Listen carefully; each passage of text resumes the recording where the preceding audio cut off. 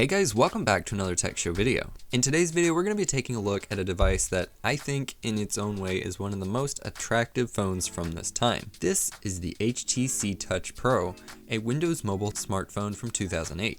But honestly, with its shiny black minimalist square design, I think it looks a lot more modern than it is. Sure, it's tiny and really thick, but it comfortably fits both in the hand and in a pocket, and it does it all while looking absolutely fantastic. While most phones at the time were designed to be super fancy and futuristic, HTC went back to the basics with what ironically became the real future of smartphone design. I remember seeing all of the HTC phones at the time and particularly being attracted to the Touch Pro because I thought it looked like an MP3 player, and I was just obsessed with Windows CE devices like pocket PCs, so the fact that this cell phone ran Windows Mobile, it seemed too good to be true. But I did forget about it pretty quick because by the time I was old enough to actually buy a phone, Android was the big thing and Windows Mobile was in its Windows Phone phase, which I honestly never followed too closely. But then a few months ago, I found this HTC Touch Pro on eBay in almost brand new condition, and I had to pick it up to see what it was all about. And since I've got it now, let's take a look and see what the HTC Touch Pro can do. Okay, I've got to jump in here and clarify that we're talking about the HTC Touch Pro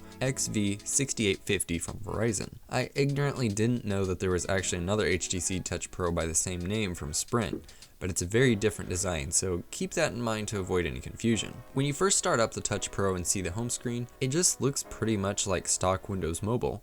The wallpaper is even just plain black like the first iPhone. I find this simple black background to be appreciably minimalist, but undeniably a little boring. Compared to devices like the Samsung Omnia, for example, which has a heavy skin over the Today screen, the Touch Pro is slightly disappointing. HTC thought of this though and included what they called TouchFlow 3D, and as you probably guessed, there's not much 3D stuff going on here. They just threw that in because 3D. Oddly, the TouchFlow 3D home screen is disabled by default, so if you want to use it, you have to go into the Today settings and enable it. Actually, I have a pretty good idea of why this is disabled by default, but we'll talk about that later. TouchFlow 3D skins over the Windows Mobile default Today screen to look much more like a modern smartphone and less like an old Windows PC. The 3D part is apparently these vaguely 3D animations, like the photos that just kind of float on top of each other as you scroll through them. But I've got to admit, these bigger UI elements and buttons are quite a bit easier to tap. But of course, if you're still too clumsy and just can't tap the right button, the Touch Pro's got you covered. Just check the bottom right side of the phone and you'll find a stylus that you can easily slide out to help you tap those little buttons that just won't behave to your fingers. You can also navigate around the phone using the front navigation buttons, but these are the absolute worst navigation buttons on any phone ever. The left and right buttons especially, you can't press them without also pressing the nearby buttons, which is not only confusing, but the tactile feedback of pressing multiple buttons at a time is incredibly annoying.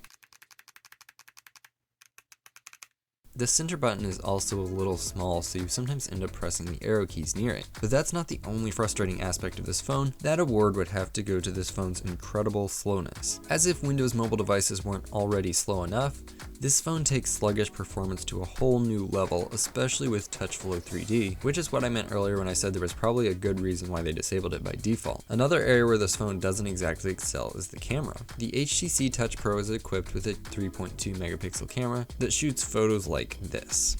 I wasn't expecting a very good camera, of course, but after reviewing that Samsung Omnia a while back, these photos are disappointing. Colors are cold and muted, highlights are often blown way out, and you better stay completely still while the phone slowly captures a photo, or you'll get shots that look like this. Also, there's no dedicated camera shutter button like on the Omnia, so there's no quick and easy way to launch the camera app, and when you're taking photos, you just touch this center button to focus and press it to take a photo, which just feels clumsy. But judging this phone's camera is kind of unfair. They never claimed this to be a camera phone, and I wouldn't have expected it to be, so I'm just going to shut up about the camera and bring us back around to performance. You'd think with Pro in the name, this thing would be super snappy and have top-notch performance, but that's unfortunately not the truth. While reviewers seem to think this phone improved on some bugs and glitches from previous HTC models, I can't imagine many phones could be much slower than this. And it's really the TouchFlow software that bogs this phone down so much, which is, again, probably why they disabled it by default. But even disabling it, you can't entirely get away from it, because even apps like the camera app are painfully sluggish.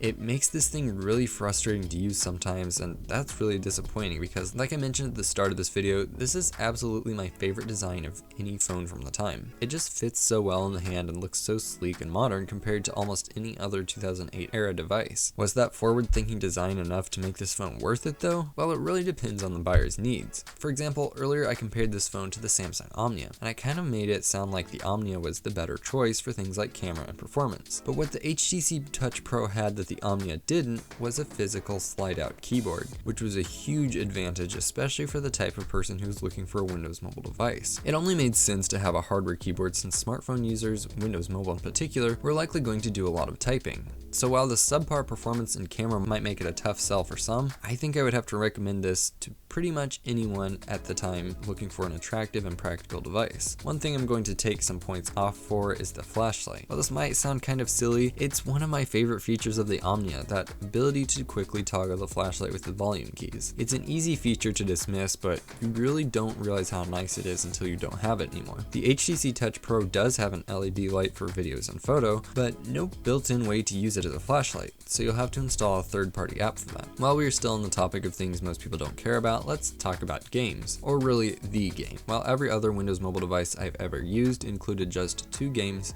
those being Bubble Breaker and Solitaire, the HTC Touch Pro includes a third game called Teeter. This game is designed to show off the phone's gyroscope sensor and haptic feedback, which they have put to very good use here in this simple yet addicting game. All you really have to do is tilt the phone to roll a marble through a maze, avoiding the holes and reaching the green finish. As simple as the game is, the gyroscope sensor is actually very sensitive, so it takes very precise tilting to properly maneuver your ball into the hole, making for a super addictive game. This game also shows off this phone's surprisingly impressive haptic feedback, which is unlike anything I've ever experienced from a phone this old. It's really impossible for me to describe, so you'll just have to take my word for it. I don't know how much of this is actually hardware or if it's just making really clever use of a normal haptic feedback motor, but there's really no other part of this phone that makes use of it. And that's too bad because they could have definitely added touch and button press feedback, but that just wasn't commonly done yet, so this motor went mostly unused, unless you play too much Teeter like I do. But anyways, moving on. I know I've already praised the design several times, but honestly I can't praise it enough. With all of the ugly colors, textures, and extremely unnecessary curves companies were throwing into their phone designs, the Touch Pro really brings it back to the basics with its classy, minimalist design. Also, it just feels great in the hand. Despite its small size, with a very slightly curved back and just enough weight to make it feel quality, this phone is just really unoffensive to hold. So in summary, while this phone may not boast the top performance, have the best camera, or the most features, its practical and classy design would have made the $350 price tag worth it